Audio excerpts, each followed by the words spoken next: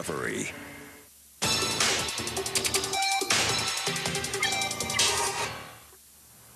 At How It's Made, we pride ourselves in showing you the nuts and bolts of how everyday items are made. So it's about time we visited a real nuts and bolts operation. We sure couldn't do without these tiny but essential pieces of hardware.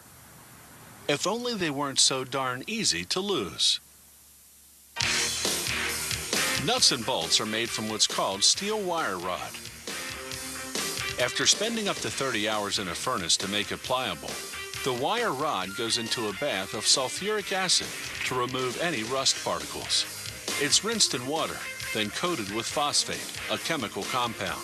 This prevents the steel from rusting before the bolt forming begins and lubricates the steel to make forming easier.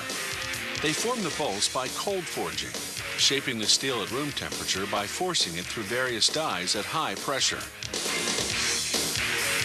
The forming machine first straightens the wire rod, then cuts it into pieces slightly longer than the bolt length. The extra will become the bolt head. Each piece goes through a die that makes it perfectly round, then through a series of dies that progressively shape the head of the bolt on one end.